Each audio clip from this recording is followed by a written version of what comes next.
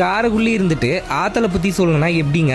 நம்ம ஊருக்கு வந்த ஆத்தாவை கண்மணியா கவனிச்சுட்டு வந்த தெய்வடியார் தாந்தோன்றி பெருமாள் அவங்களோட புதல்வன் கிட்ட தான் கதையை கேட்டிருந்தோம்.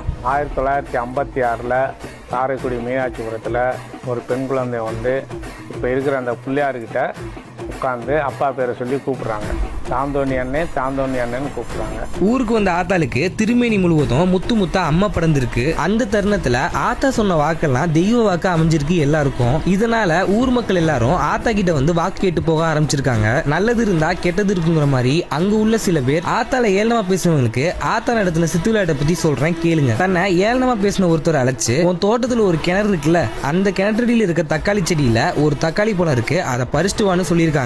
அவரும் சிரிச்சபடி, என் வீட்டுல கிணத்துல தக்காளியா, எனக்கே தெரியாம எப்படி வந்துச்சு நக்கலா கேட்க, அதுக்கு ஆத்தா நீ போய் பாரு பழம் இருக்கும் கொண்டு வான்னு சொல்லியிருக்காங்க. அவரும் அவர் வீட்டு தோட்டத்துக்கு போய் கிணற்றடியில இருக்க தக்காளி செடியை பார்த்தா ஒரே ஒரு தக்காளி பழம் ஆத்தா சொன்ன மாதிரியே இருந்திருக்கு. பழத்தை பறிச்சுக்கிட்டு ஆத்தா கிட்ட கொடுத்துட்டு ஆசீர்வாதம் வாங்கிட்டு போயிருக்காரு. அம்மை நோயால பாதிக்கப்பட்டு இருந்த ஆத்தா கடைசி தருவாயில சொன்னது, நான் மறைஞ்ச பிறகு நான் இருந்த இடத்துலயே எனக்கு ஒரு ஆயம் எழுப்புங்கன்னு மக்களோட குறைகளை போக்கி தலைமாடு காப்பேன்னு சொன்ன ஆத்தா இன்னைக்கு வரைக்கும் எங்களோட எல்லாரோட குடும்பங்களையும் காத்துட்டு இருக்காங்க. ஆத்தாளோட அற்புதங்களையும் ஆத்தாலையும் பாக்குறதுக்காக எங்க ஊர் திருவிழாக்குவாங்க. நன்றி, வணக்கம்.